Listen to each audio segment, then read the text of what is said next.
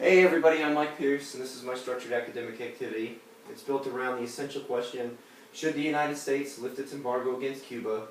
And the big idea, should we as a nation seek to impose our will through embargoes and sanctions? I think this is something important for the students to consider because there really is no set criteria as to why we impose sanctions against the country. It's not always, we're the good guy and they're the bad guy. Human rights records and ideology are not always the reason that we impose sanctions. So I want them to think a little bit more about that.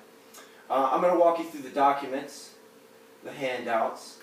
We're going to start the class, obviously, with the essential question and the big idea question. And then the students will get, what I call a roll card. And it'll basically give them one of two roles. They're either going to be a U.S. delegate to the 68th UN General Assembly, or a supporter of the embargo, or they're going to be the Cuban Minister of Foreign Affairs, or the opponent of the embargo against Cuba. Basically what they're going to do is they're going to read a little bit about their role, and it's going to give them a perspective. So, for the support of the embargo, the Spanish-American War, we liberated Cuba, we invested in them, built a thriving tourist industry, etc., etc., Cuban Missile Crisis, and for the opponent of the embargo, they're going to get an idea about, the neocolonial relationship between the United States and Cuba.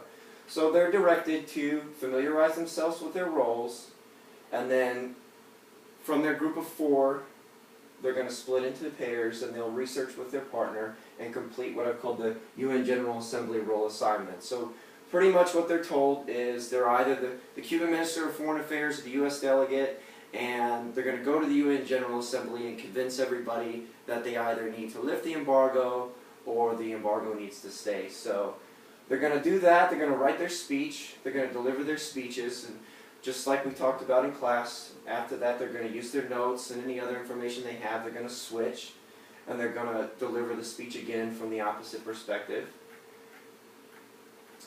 What I've also done here is I've provided them with some sources that I like. One of the reasons that I gave them some sources other than to get them started is I wanted to make sure there's some primary sources in there and they're not just finding information on the internet. You've got the Platt Amendment, some archival CIA stuff about attempts to assassinate Castro, up here for the support of the embargo. You've got a really good site here with some posters and different things that give you an idea about the thriving tourist industry that existed in Cuba before Castro's movement. After they complete the UN General Assembly assignment, they're going to get to this, and it's their UN General Assembly voter ballot. So they're going to explore the issue from both sides, they're going to mull it over with their teammates, and as a group of four, they're going to reach a consensus. When they reach a consensus, they're going to either say yes, the United States should lift its embargo against Cuba, or no, the United States should maintain its embargo against Cuba.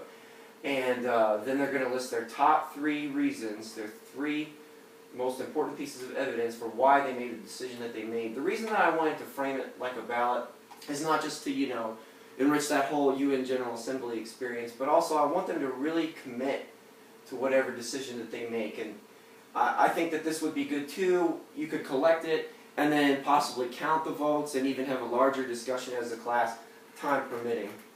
Alright, so after they've done the entire assignment, everything's done. Those of you in the military will probably recognize this format. It's your standard AAR, and it basically says, okay, set the issues aside for a moment and reflect on the process itself. So you're going to think about everything you did to reach your decision. You've got your sustains and you've got your improvements. So sustains are the things that went well in the process, and improvements are what you could do to make things go smoother next time. Alright, moving on, I'll run through the slides real quick and give you guys an idea about, we've seen the big idea and essential question. The standards are obviously the post-war period, 45 to present, and the biggest thing is key events of the Cold War, but of course there's a lot about economic interdependence and NCSS themes include theme 2, time, continuity, and change. So the students get an idea of, the world focus used to be about our struggle with the Soviet Union. Today we're more focused on the war on terrorism, but the world's changed a lot in just a few decades. But they can really connect most of the things that are happening today with what happened during the Cold War. A lot of what we're dealing with now are consequences of policy decisions that we made during the Cold War, during a different struggle. So I've got theme 2, like I said, theme 6, power, authority, and governance. They get an idea about, revolution, regime change, legitimacy of Cuban leaders like Batista and Castro, and they can investigate the authority that we exercised in Cuba through mechanisms like the Platt Amendment. Global connections, obviously, we get an idea about Cuba's relationship with the Soviet Union, our relationship with Cuba and the Soviet Union. And then our objectives are all covered. The students are going to review the embargo from multiple perspectives, discuss it with their peers, so they're practicing their democratic participation skills. They're going to analyze a combination of primary and secondary resources, and they're going to use information to draft persuasive speeches, so that's their study and inquiry skills. Intellectual skills, they're going to use the evidence they gather regarding U.S. relations with Cuba to reach a conclusion regarding the merits of the U.S. embargo, etc. And then citizenship, dispositions, and virtues. Students will determine if the embargo against Cuba was just. They're going to seek to determine if the United States respected the rights of Cuba, and if Cuba respects the rights of its own citizens. I've already pretty much walked you through the activity.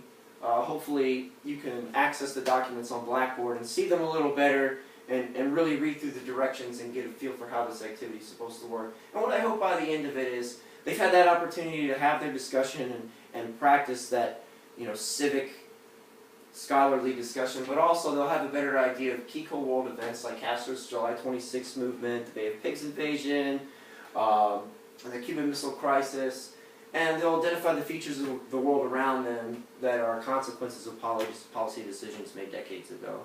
So thanks for watching. Have a good day.